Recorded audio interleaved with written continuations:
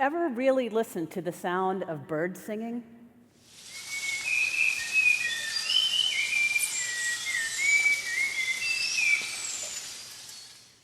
What I notice most is that our musical language is just too simple to express such complexity of melody.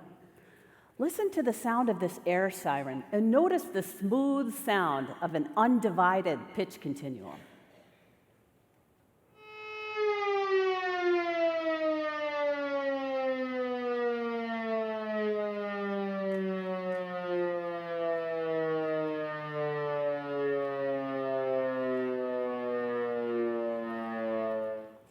When we look at a piano, we see black and white keys. And here, that pitch continuum that we just heard is musically expressed in only 12 notes.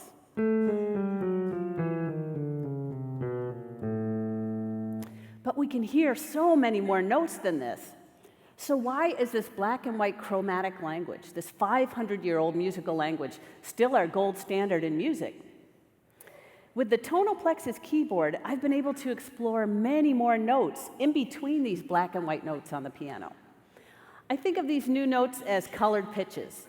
So instead of a white C on a piano, we have C red, C orange, C yellow, and so on. And because of the association of these in-between pitches with visual color, I call it polychromatic. Listen to the difference.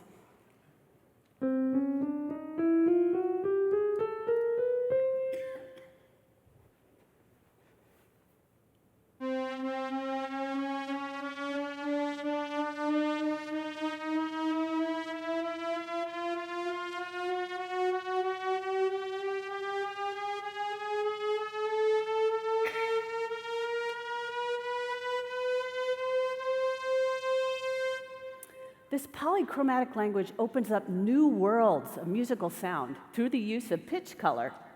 The pitch palette that I use in my compositions has 106 notes in the octave. And with this many more notes, there are so many more possibilities, and also some amazing psychoacoustic effects to explore. I'll show you what I mean. I'm going to play just 2 notes at a time, but you will hear a lot more than this. Listen for the ghost notes. They're actually new harmonics that are being created within the music, so they're not being played by a musician. These new harmonics are qualities that we can hear in our ears, but they can't be seen or measured with technology.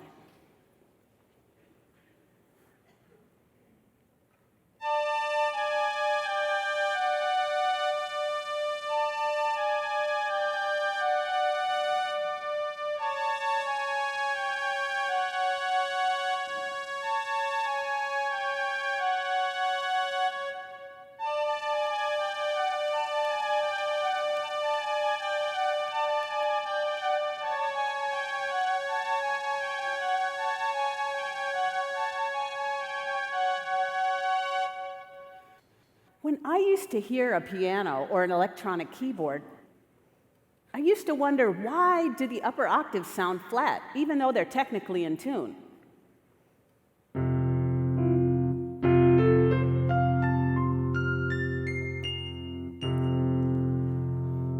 Well, it turns out that our hearing process, the way that we hear pitch, is very different from the way that our musical language was designed.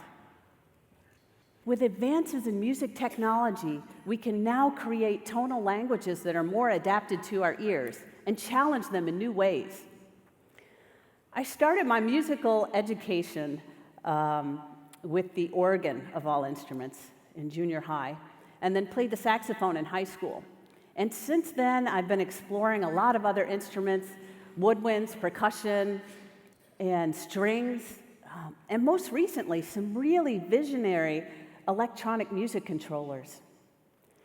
As a kid, I remember listening to the radio and the music at the roller skating rink and feeling like it sounded like creative variations of older music, but yet there was a sense that there still had to be something more. A pivotal moment for me was watching the movie Close Encounters of the Third Kind, especially the scene where the spaceship lands on the Earth to try to communicate with humanity. and the universal language is music. Ever since then, I've been trying to imagine what the music of an advanced space-traveling civilization might sound like. What are we saying to each other? It seems they're trying to teach us a basic tonal vocabulary. It's the first day of school, fellas.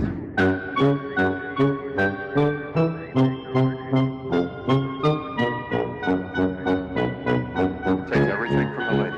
All of her patterns, note for note. We have a translation airlock on their audio signal. We're taking over this conversation now.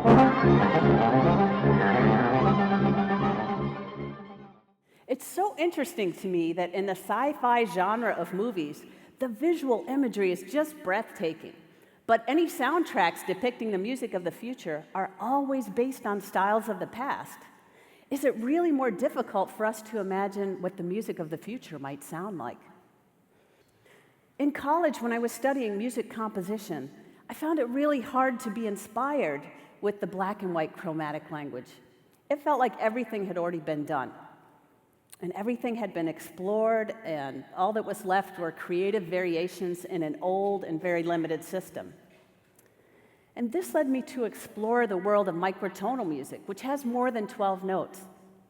Microtonality is an extension of our chromatic language. Its notation is still black and white, and it has many different and incompatible and very confusing symbols, which make it difficult to use as a new foundational system in music. By focusing on pitch color awareness, both in our ears and visually in notation, we now have an intuitive system to explore any conceivable pitch palette. And there's really no limit to the discovery of new pitch color combinations and the music that we can create with them. I'd like to remind you of the importance of music education. In a time of high technology and electronic music, it's hard to feel a sense of importance when you know that the violin that you're playing can be imitated by a sampler, or your drumming can be imitated by a machine, or when now anyone can sing with auto-tune.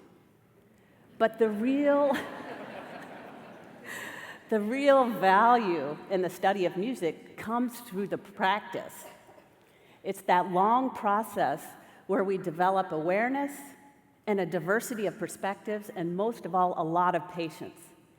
And these are qualities that we carry forward in the way that we apply them to new technology.